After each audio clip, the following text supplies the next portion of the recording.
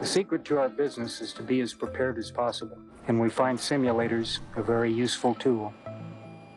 Flight simulators have been used at Dryden since the X series. They allow researchers to investigate hundreds of variations before committing an airplane to flight. Program actual missions and simulate every conceivable in-flight problem the pilot might expect to face. Largest and most complex analog simulation ever constructed at the time. It was used in the design of the research programs, flight planning, system development, and of course as a pilot training aid. I think almost every flight had something happen to it that maybe was not according to the flight plan, but had been practiced because the pilots spent anywhere from 10 to 50 hours in the simulator for a flight. 3 or 4 hours in a simulator a week. 200 to 250 hours of simulator time flying this exact mission. So I was extremely well prepared. By the time of first flight, many potential problems have been identified and solutions developed. In the case of the space shuttle, the flight simulator is more important than ever before because the shuttle is such a complex machine, flies in such a wide range of atmospheric conditions, and at Mach 25 travels much faster than any plane has done before. Simulation is essential to developing the X-29 flight control system. This fixed-base simulator is wired directly to the aircraft's 3 flight control computers. These, in turn, are wired to attitude sensors and to a simulated X-29 hydraulic system.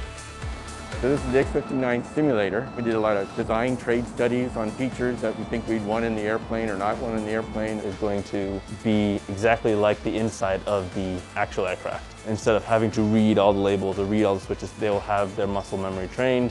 We're using it to do some development and analyze some of the new flight control software that's come down. Eventually we'll also use this for training. We provide projects the ability to make informed decisions and the ability to manage risk. Those who own the simulation own the program. In '54, there were a number of engineers out here who took advantage of the first electronic ground simulator to mimic a reaction control system and mimic an airplane leaving the Earth's atmosphere. Practice landings, using predetermined settings that can simulate the low lift drag ratio of the X-15. Nothing is left to chance.